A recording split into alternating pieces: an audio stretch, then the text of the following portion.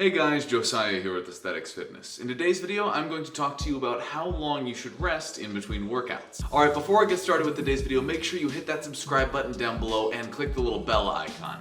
That way every time I come out with a new video, you guys are getting notified so you don't miss out on any great new content. Also, if you feel like it really helps me out if you hit that like button down below as well. Now with that out of the way, let's get started. Alright, so the topic for this video actually came from a viewer question on one of my previous videos, and that is how long should you rest a muscle group between each workout? So basically, if I work out my chest and triceps, my pushing muscles on Monday, how many days in between my workouts should I space in order to make sure they recover fully and to increase my strength gaining potential in between workouts? If you want the really simple answer, the answer is usually 48 to 72 hours, sometimes even up to 96 hours depending on circumstances. And if that's all you want to know, there you go. But if you want a little more information, keep listening, so we're about to get a little more scientific. So a study conducted by Hackney et al. Actually showed that when measuring muscular performance of any specific muscle group, that waiting 24 hours after a workout to work out that muscle group again, so basically doing it at the same time the next day, was insufficient to allow full performance recovery to the baseline since before the workout. And if they waited 48 hours, so basically waiting a full day in between and then working out the next day, you basically recovered to a similar baseline level of strength as before the first workout. But if you waited 72 hours, so 2 rest days between working out the same muscle group, the strength actually increased and they were able to improve their performance in between workouts. And that some people who needed longer, up to 96 hours, was actually even more beneficial for them as far as muscular recovery is concerned and increasing their strength capacity for each workout. Because if you think about it, making progress with workouts, a big part of that is pushing yourself harder at the gym and making strength gains in the gym. And if you're not resting adequately to where your muscles have recovered and built back stronger so that you can actually push harder and gain more strength, then you're going to be spinning your wheels for a really long period of time and not getting the success that you want to see. Now, at the same time, when it comes to actually putting on muscle mass, a study by Westcott et al. Showed that people who worked out each muscle group 2 to 3 times per week saw the greatest amount of muscle gain rather than people who worked out their muscles only once per week.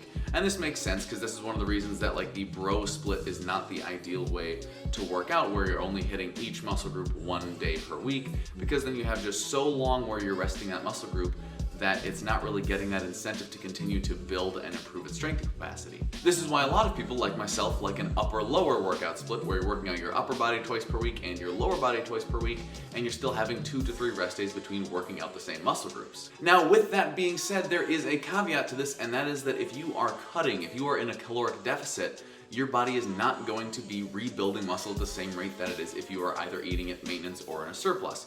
These studies are assuming that you're eating in a way conducive to, building and repairing muscle. If your protein intake isn't high enough, or if you are actually in a calorie deficit and just not consuming enough calories to adequately rebuild your muscle, then you're going to have to wait longer in between workouts. So you want to make sure you're not only dialing in your nutrition, but if you are cutting, you're going to want to make sure that you might be giving yourself a little bit more recovery time between workouts. If you're a person who recovers really quickly and you can have just that 1 rest day in between working out the same muscle group, if you're cutting, you might need an extra rest day in between there, even though you recover very quickly, just because your body isn't having the nutritional quantity that it needs in order to be able to repair your muscles in a quick way. Similarly, sleep has a big impact on muscle recovery, and if you are not getting adequate sleep, your muscles will take longer to recover and your overall strength output will suffer as a result. And one final point, just to give you some more information, is that there are actually 2 types of muscle soreness.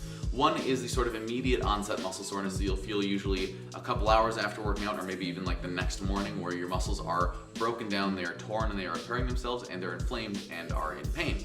And that is something you definitely do not want to try to work out through, because it is a very sure sign that your muscles are still repairing themselves. So if you're feeling that immediate sort of soreness, definitely don't work out that same muscle group again that same day. Then there's a different kind of muscle soreness called delayed onset muscle soreness, or DOMS as it's commonly abbreviated. And this is a type of muscle soreness and inflammation that sets in usually 2 to 3 days after working out a larger muscle group. It's really common in legs, 2 days after doing squats, and that can last for up to a week.